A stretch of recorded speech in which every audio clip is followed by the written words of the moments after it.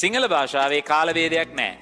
මේක එයා කතා කරන්න ඕන ඔක්කොමත් එක්ක කතා කරලා දින උත් එක්ක කතා කරන්න අනිතුන්ට තේරෙන්නේ නැහැ. එන කවුරුත් එන්නේ නැහැ. ඒ කියන්නේ ඔන්න ආන ඕපන් ඩිස්කෂන් එකකට යන්න පුළුවන් උත් එක්ක. සිංහල භාෂාවේ කාල වේදයක් නැහැ කියලා තමලුව කියනවා. පුළුවන් නම් තියෙනවා කියලා ඔප්පු කරන්න. ඉතින් මට ඒ ළමයාව හම්බ වෙන්නේවත් නැහැ. ඉතින් ඇත්තට ඒකට ප්‍රසිද්ධිය සමාව ගන්න ඕන මම. 2016 ඔයාලගේ අනුරාධ සර්ලේ පන්ති වල හිටපු ළමෙක්. ඒ පන්තියේ හිටිය ළමෙක්. ගම්පහ රත්නාවලී ගෑනු ළමයි. ඒ කියන්නේ ඔයගොල්ලෝ දැකලා තියෙනවාද මේක පාවිච්චි වෙලා තියෙන පොත්පත්වල? මේ ක්‍රමය. බලන්න රිසෝස් බුක් එක අරගෙන. අදටත් තියෙන මේක නෙමෙයි. මේ view හැඳීම පටන් ගත්තේ ගොඩක් කලින්. ඒතර මේ රිසෝස් බුක් එකේ තියෙන ඉස්සර ගුරුවත් පොත්වල තියෙන තාමත් භාවිතා වෙන අර පරණ ක්‍රමයේ තියෙන්නේ. ඒකෙන් view අඳින්න ගියාම ඒක හෙන සීන් එකක් නේද? මහා කරදරයක් නේ.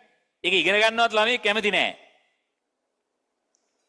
එතන මට මතකයි නුගේගොඩ පන්තියේ මං 2015 උන්ට ඕක උගන්වනකොට ඔයගොල්ලෝ ඔයලා බලන්න තමලු මලිත්ත පියදීවම කියලා එකෙක් ඉන්නවා.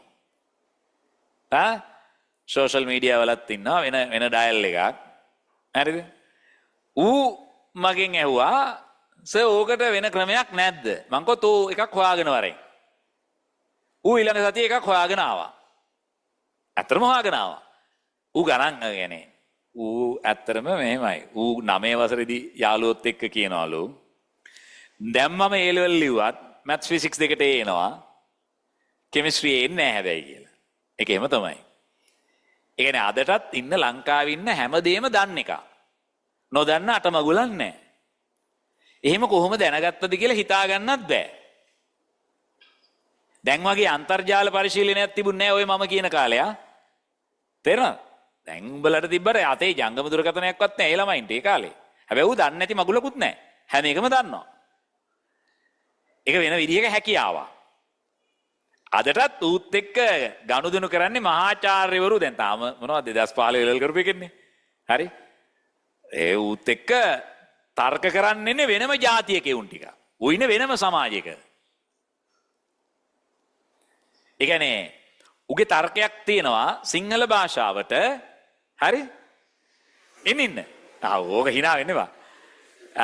ඒක උත් එක බඩලවන්න ඕන එකක්. ඇත්තටම ඔය කියන භාෂා විශාරදීන්ට. ඌ භාෂා විශාරදීරෙක් ඔක්කොටම වඩා. හරි? සිංහල භාෂාවේ කාල වේදයක් නැහැ.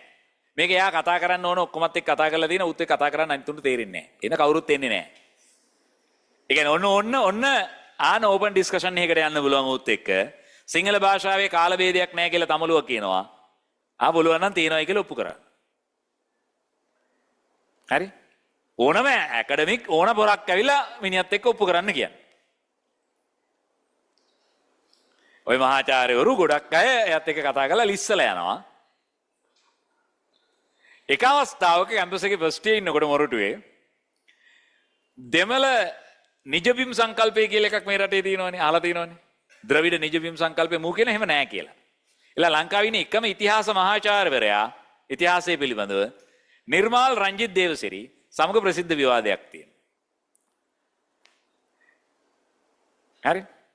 ඒතර ඒ කට්ටියත් එක්ක තමයි ඒගොල්ලෝ ඉන්නේ. ඌ ඉන්නේ. ඒතර ඌ කොහොම එකක් හොයන් ආවා. ඒක ළමයි සාමාන්‍යයෙන් තේරෙන්නේ නැති මහා සංකීර්ණ ගණිත ක්‍රමයක්. ඒක දාලා ඉතින් මමත් ඉගවන්නනවා. ඊට පස්සේ මම ඊළඟ අවුරුද්දේ 2016 පන්තියේ මෙහෙත් උගන්නලා හරිද ගම්පහ පන්තියේ ඕක ඉගෙනුවාට පස්සේ පන්ති වුණාම කෙල්ලෙක් ඇවිල්ලා මට කියනවා සර් මේ හෙන ලේසි ක්‍රමයක් තියෙනවා. මම මොකද්ද? වෙන්න ක්‍රමයේ කියලා දුන්නා. ධන නම් මෙහෙමයි ඍණ නම් මෙහෙමයි එකතු කරන්න දෙකට බෙදුපම බන්ධන ගන්නවා. අම්බලයකෝ මේක නියමයිනේ. එතෙන් සිට මම මේක උගන්වනවා.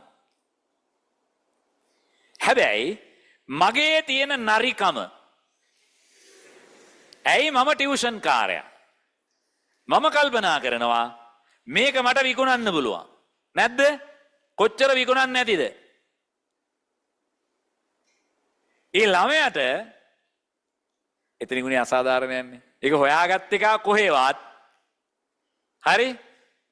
තේරෙනවද කියනද? ඒ ක්‍රමයේ හොයාගත්ත එක කොහෙවත්.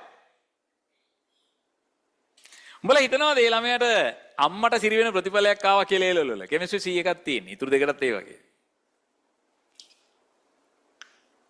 අන්න හිතන්න දෙයක්. දක්ෂයෝ කියන්නේ වෙන જાතියක්. විභාගයක ඒ ගන්න එකම නෙමෙයි.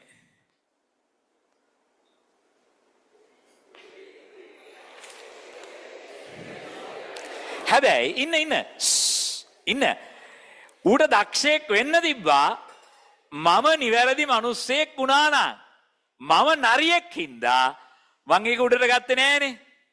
නරිකම ටියුෂන් එක ඇතුලේ තිබිච්ච.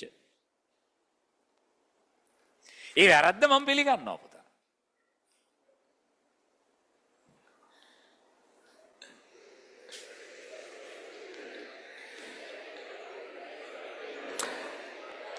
ඉතින් මට ඒ ළමයාව හම්බ වෙන්නේවත් නැහැ. ඉතින් ඇත්තට ඒකට ප්‍රසිද්ධිය සමාව ගන්න ඕන මම.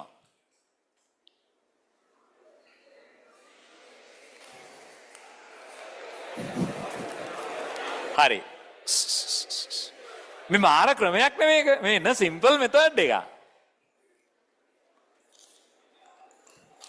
දැන් ඒකෙන් ළමයි ගොඩක් වැඩ ගන්නවනේ. ඒ හින්දා ප්‍රශ්නයක් නැහැ ඇත්තටම. ඒක මාර සේවයක්. මේක පාවිච්චි කරලා බන්ධන ගන්න නිකන් හොයනවා. මාර වටිනවා.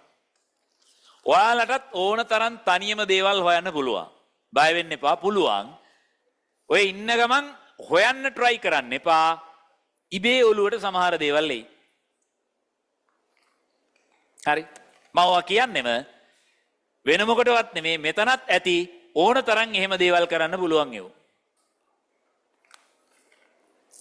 හරි. අහන්නකෝ.